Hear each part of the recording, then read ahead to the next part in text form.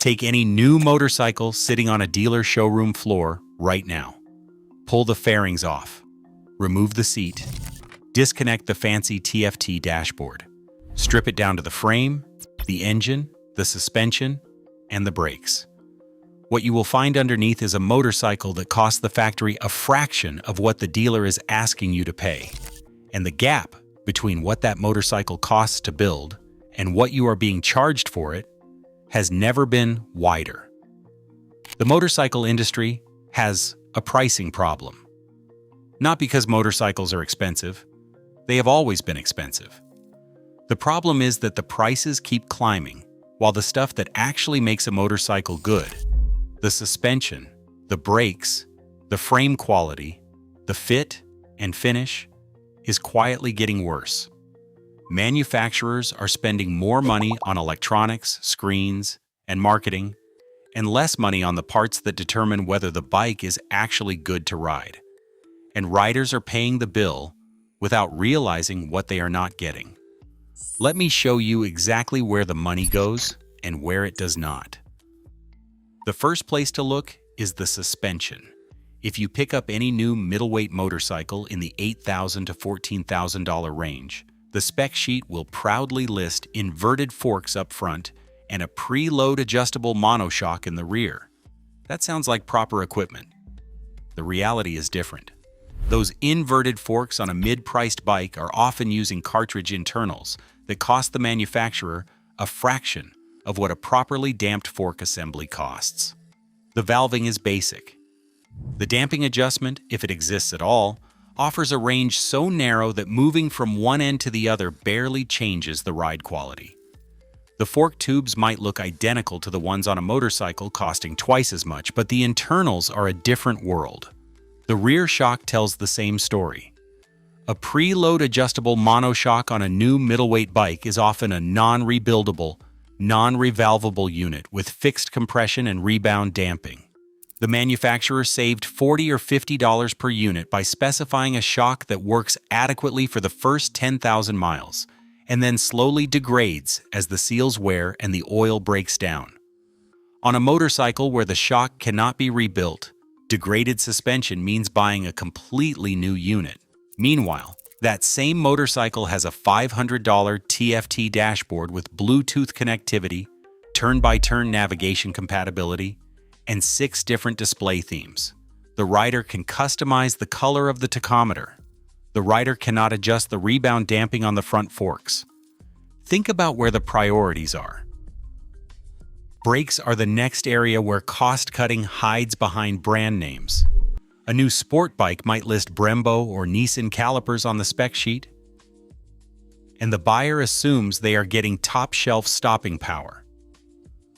What they are actually getting is a caliper body from a reputable manufacturer fitted with economy-grade pads and paired with rotors that are thinner and lighter than what the same manufacturer fits to their flagship models. The difference in braking performance between a premium Brembo setup on a superbike and the cost-reduced Brembo setup on a middleweight can be dramatic. The caliper says the right name. The pads, the rotors, the master cylinder bore, and the brake line quality tell a different story. A rider who upgrades the brake pads and lines on a mid-price bike for about $200 will often see a bigger improvement in braking feel than the difference between a $10,000 bike and a $15,000 bike from the factory. And then there are the parts nobody looks at until they fail. The wiring harness connectors on a new motorcycle from some manufacturers have been downgraded from weatherproof sealed units to cheaper push-fit connectors that corrode faster in wet climates. Fasteners that used to be stainless steel are now zinc-plated steel that rusts within 2 seasons in humid environments. Rubber components, from grips to coolant hoses to vibration dampers, use cheaper compounds that harden and crack faster than the materials used on the same brand's motorcycles 10 years ago. The paint is another area where the cuts are invisible until you park next to an older model.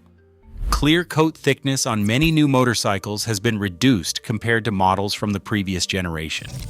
Tank paint chips more easily, fender finishes dull faster. The The metallic effects and premium color options look stunning in the showroom under halogen lights. But after 2 years of UV exposure and gas station wipe-downs, the difference between a 2026 paint job and a 2016 paint job on the same brand is noticeable. None of this shows up on the spec sheet. The dealer will never mention it during the sales pitch, but the rider who owns the bike for 3, 4, 5 years will discover every single shortcut when the bills start coming in. If you are finding this helpful, hit subscribe. We cover motorcycle buying advice and industry analysis every week. Now, the spec sheet itself has become a tool for deception, and the motorcycle industry has gotten extremely good at using it. TFT dashboards are the clearest example. A high-resolution color screen on the dashboard of a motorcycle costs the manufacturer less than you would think, especially when they are buying them in volumes of tens of thousands. But that screen allows the marketing department to fill the spec sheet with features: Bluetooth connectivity, phone mirroring, navigation integration, customizable display layouts, multiple riding modes with their own screen animations. Does any of that make the motorcycle faster, safer, or more comfortable to ride? No, but it makes the spec sheet look competitive with machines costing twice as much, and it gives the salesperson something to demonstrate during the showroom walkthrough. Riding modes are another layer of the same strategy. A new motorcycle with 3 or 4 electronic riding modes sounds sophisticated. Rain mode, road mode, sport mode, track mode. In practice, most of these modes adjust throttle response mapping and traction control sensitivity. The differences between road mode and sport mode on many mid-priced bikes amount to slightly sharper throttle opening in the first few degrees of twist. A skilled rider achieves the same effect by rolling the throttle with more intent. Quick shifters have followed the same path. 5 years ago, a quick shifter was a premium feature found on superbikes and top-spec adventure machines. Today, quick shifters appear on motorcycles that still ship with non-adjustable suspension and single-disc front brakes. The manufacturer added a $30 sensor and a software update and marketed it as a premium feature. The suspension that actually affects how the motorcycle rides every single day remains untouched. The dealer experience adds another layer of inflation that most buyers accept without question. The MSRP on the website is not the price you pay. Freight charges add $400 to $600. Dealer preparation fees add another $200 to $500. Documentation and processing fees add $100 to $300 more. Before a single accessory is discussed, the motorcycle costs $700 to $1,400 more than the number the buyer walked in expecting to pay. Then comes the accessories push. OEM tank bags, saddlebag kits, crash bars, and comfort seats are offered at markups that would make a luxury retailer blush. A set of factory-hard saddlebags for a touring motorcycle can cost $1,500 to $2,500 from the OEM. Aftermarket companies offer equivalent products, sometimes with better materials and construction for half the price. But the dealer packages the OEM accessories into the financing, spreads the cost over 60 or 72 months, and frames it as only $35 more per month. The buyer says yes because the monthly number sounds small. The total cost disappears into the loan. Extended warranties are the final layer. The dealer's margin on an extended warranty is significant, which is exactly why the finance manager pushes it so hard. If the warranty were a losing proposition for the dealer, they would not be selling it. The math favors the dealer on aggregate, which means it does not favor the buyer on aggregate. The average extended warranty on a new motorcycle costs between $500 and $1,500, depending on coverage level and duration. For a Japanese motorcycle with a strong reliability record, the statistical likelihood of that warranty paying for itself is low. The rider is paying for peace of mind, which is a valid choice, but it should be recognized as insurance the dealer is profiting from, not a favor they are doing for you. Add it all up: the MSRP, the freight, the prep fee, the documentation fee, the accessories, the extended warranty, and the out-the-door price on a motorcycle advertised at $12,000 can easily reach $15,000 to $16,000. That is a 25 to 33% premium over the number that brought you into the dealership. And that gap is where the real money in the motorcycle retail business lies. Here is the comparison that no manufacturer wants you to make. Walk into a dealer, sit on a brand new 2026 middleweight sport bike with a sticker price of $12,000. Then go on the used market and find a 2015 or 2016 model of the same bike or its predecessor with 10,000 to 20,000 miles on it. The older bike will have simpler electronics, no TFT screen, no riding modes, no Bluetooth, but it will often have equivalent or better suspension, equivalent or better brakes, an engine that has been proven over a decade of real-world use, and a price tag between $4,000 and $6,000. The riding experience between the two machines, once you strip away the electronics and the screens, is often remarkably similar. In some cases, the older motorcycle rides better because the manufacturer was spending its component budget on suspension and brakes instead of dashboards and sensors. This is not nostalgia. This is measurable. Take the 2015 Yamaha FZ09, a motorcycle that launched with genuinely good suspension, a fantastic engine, and a price tag that was aggressively competitive. Compare it to the 2026 Yamaha MT-09 SP. The newer bike has a TFT screen, cruise control, a quick shifter, and riding modes. It also costs several $1,000s more. The engine is better. The electronics are more sophisticated.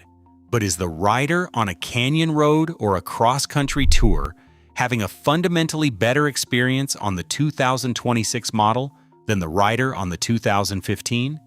For most riders, the honest answer is the difference does not justify the price gap.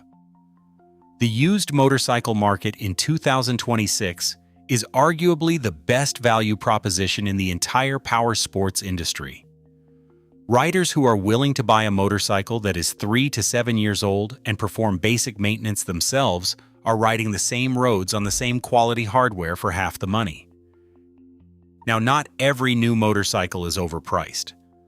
Some manufacturers are still delivering genuine value, and they deserve recognition.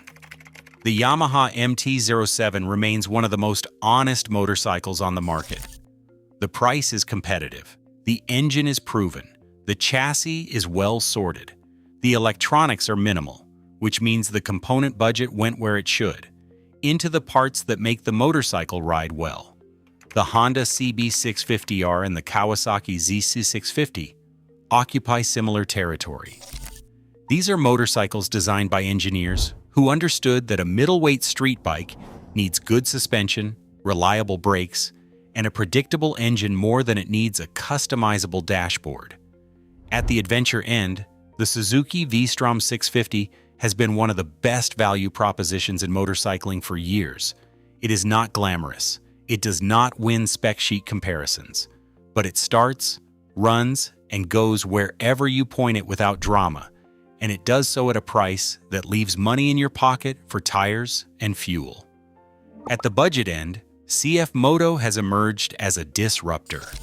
Their 700CL-X and 800MT models offer specifications that compete with machines from established Japanese and European brands at prices that are 20 to 30% lower. The quality has improved dramatically in recent years, and while the long-term reliability data is still developing, the initial ownership reports suggest that CF Moto is delivering legitimate hardware for the money. The pattern across every one of these value picks is the same. The manufacturer prioritized the mechanical fundamentals over the electronic extras. They spent the budget on the parts that touch the road, not the parts that touch your phone. So how do you avoid paying too much for too little when buying a new motorcycle? Start by ignoring the spec sheet and focusing on what actually matters. Does the suspension have proper adjustability? Can the shock be rebuilt? Are the brake components genuinely premium? Or just wearing a premium name? What is the total out-the-door price after every fee the dealer adds? Test ride the motorcycle, and then test ride its closest competitor. Not on the spec sheet, on the road. Feel the suspension, feel the brakes, listen to the engine. The motorcycle that feels better on the road is the better motorcycle, regardless of which one has more features listed in the brochure. And talk to owners, not reviewers who rode the bike for a day and posted a video. Talk to people who have put 10,000 or 20,000 miles on the machine and ask them what broke, what wore out, and what they wish they had known before buying. The information gap between a press launch review and a 20,000-mile owner report is where the truth about a motorcycle lives. The motorcycle industry is betting that you will buy with your eyes and your ego instead of your hands and your instincts. The manufacturers that are overcharging for underwhelming hardware are counting on brand loyalty, social media pressure, and monthly payment framing to keep riders from asking the uncomfortable question. Is this motorcycle actually worth what they are asking? For most new bikes on most showroom floors right now, the honest answer is no. And the sooner riders start demanding more for their money, the sooner the industry will have to start delivering it. If this changed how you think about your next motorcycle purchase, drop a comment. And if you bought a new bike recently and feel like you overpaid, I want to hear the story.